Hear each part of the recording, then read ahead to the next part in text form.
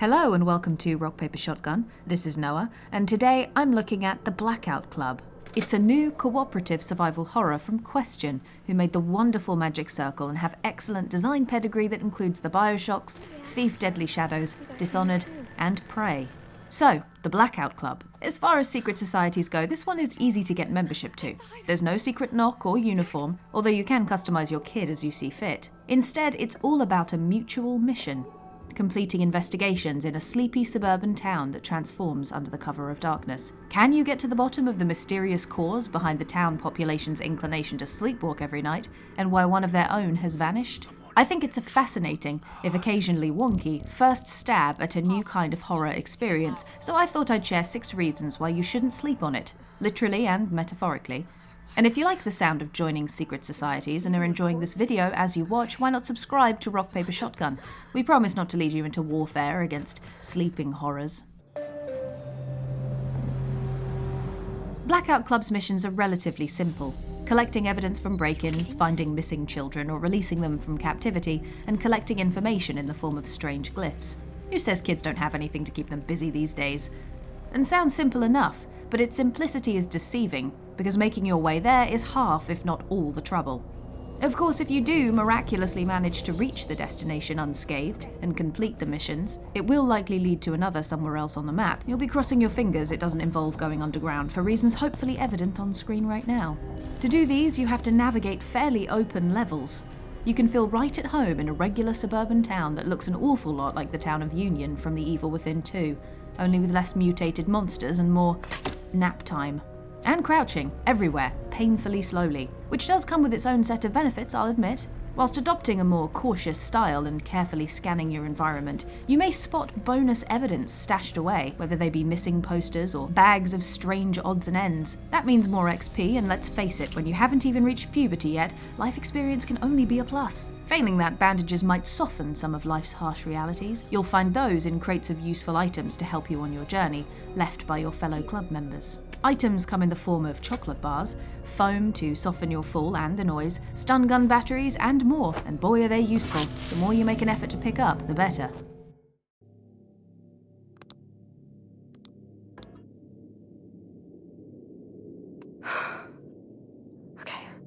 Behind all of these little mechanical elements and discoveries is a rich backstory. An introductory level casts you as Ashley Birch, or rather the millionth character she's voiced this year. She's the strongest of the teens, and our introduction to the world of the Blackout Club, teaching us about nocturnal ghoulies, how to skirt around them, and what happens if you fail. Perhaps more interestingly, the segment provides more questions than answers. Sure, this thing has really good sight. Best to stay out of his spotlight then. But why the weird piano-like mechanism? What even is this underground system? Why? Why? You'll want to scratch your head, but daren't for fear of alerting their amazing hearing, and the mysteries only intensify in proper levels. Since this game isn't a clunky, straight-to-video narrative, a lot of what you glean from sessions is entirely contextual, perfect for those of you who want to paint your own picture around the sense of a thing. We know, for example, that the club live in the National Radio Quiet Zone, a place that has restricted all kinds of transmissions to keep their own military ones safe from prying eyes. Or would it be ears? If only quiet train carriages had something similar. Hence the Wi-Fi-free club teens capture footage on their smartphones, using a local cellular network so that they can ferry it out to the wider world. And what this evidence all means, however, and what it tells us through archived text messages, for example, or missing posters, all tell little tales within the story at large. For example, one time we were instructed to find glyphs covered in what was described as strange demonic writing. What is this writing exactly? No idea. Who put it there? Call it a hunch, but I'm guessing maybe these guys. I guess we could call the Blackout Club missions The Contract and the incidentals Small Print. I wonder if as time goes on, more missions will be added to expand upon these mysteries.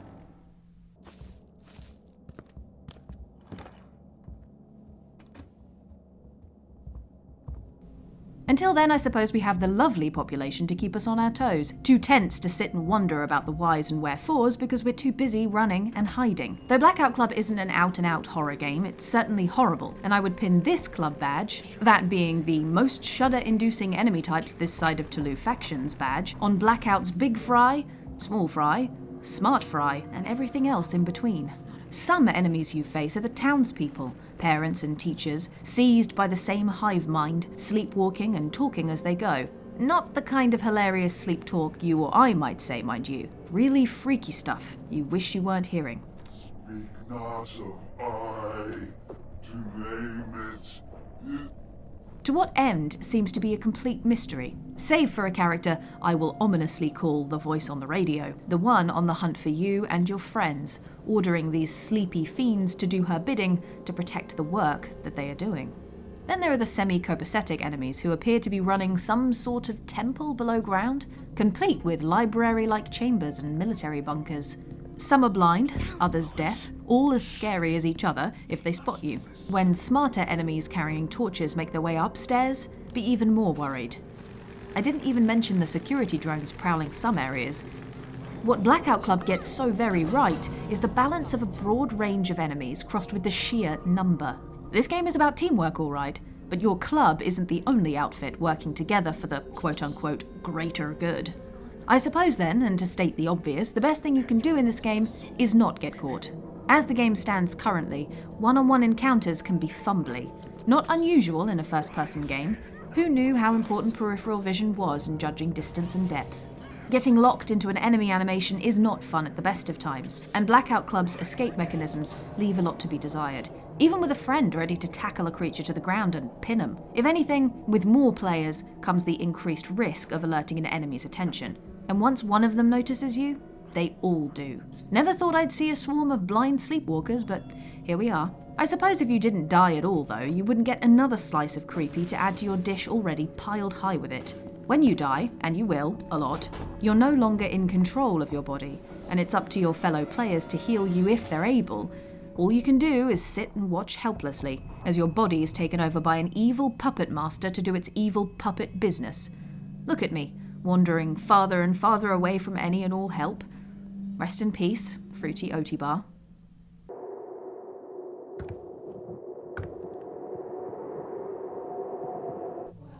Perhaps the creepiest, not to mention most dangerous enemy of them all, is the strange shadow man that emerges from red doors throughout a level to really screw up your day. A slight case of death can do that. If you keep committing sins, as the game puts it, which means walking out of hiding and straight into the path of an oncoming sleeper, and enemies happen to notice, you will make it to Most Wanted status, thus prompting what can only be described as a homicidal frenzy. Cue the Shadow Man. There is a chance for you to run, or hide until it goes away, although you'll be waiting a good long while. He most certainly has time to kill. You get caught by choosing a terrible hiding spot, and it will grab you by the neck and drag you kicking and screaming into one of those red doors to where? Nobody knows. But if Insidious taught us anything, Tiny Tim is probably back there to make us all tiptoe through the tulips, and that's never good. In short, Shadow Man bad. But, and here is the real twist, you can only see where this creature of doom is by closing your eyes. It packs an eerie punch. Tracking him means sacrificing your knowledge of where everything else is in your surrounding area. All you can really do is hope that while running away with your eyes closed, you don't run into a wall. Or worse. And who says online co-op games are all the same? Oh, they got me! So how in the heck are you supposed to navigate this madness and somehow make it out alive with any XP points?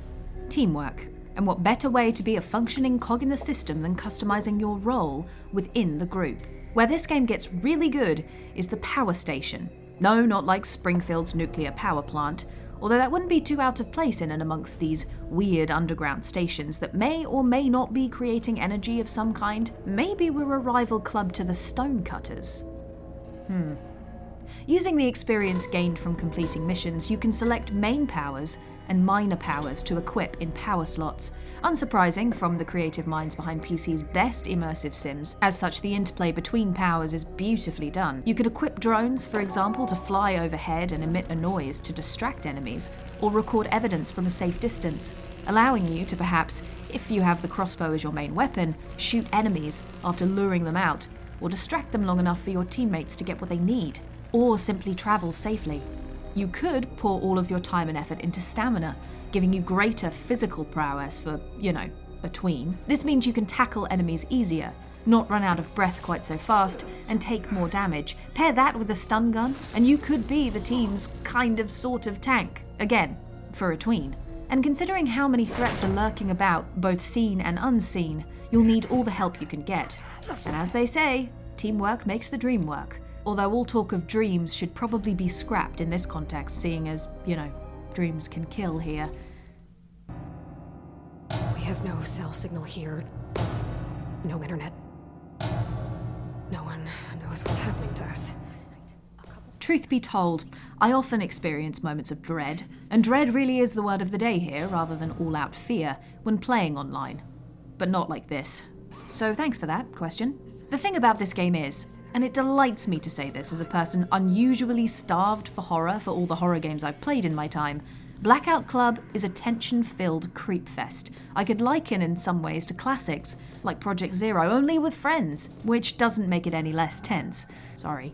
Its cinematic influences are clear, mind you, and those run the gambit. Stephen King and therefore Stranger Things, The Goonies, even Lovecraft. Its focus on local kids facing down a seemingly huge threat they don't quite understand puts you in the keds of a uniquely vulnerable protagonist, which makes horror more horrifying. Having said that though, this game doesn't aim to strictly scare, but keep you on the edge of your seat instead. Playing reminded me of stalking about the environment in games like Siren and Haunting Ground, games with a very specific kind of feel. Intentionally or not, Blackout Club to me plays like an online survival horror game of this kind, which means it doesn't just keep you on the edge of your seat, but clamping your hand on the mouse, knuckles white, keeping a wary eye out for dangers all around. Now, if you don't want to have to keep an eye out for more rock, paper, shotgun video content, biting your nails from the sheer tension of waiting, be sure to subscribe and click the notifications bell so you know the moment we upload. We don't exactly sleepwalk, but do talk our way through PC games of all kinds. Thank you for watching, and we'll see you again soon. Goodbye for now.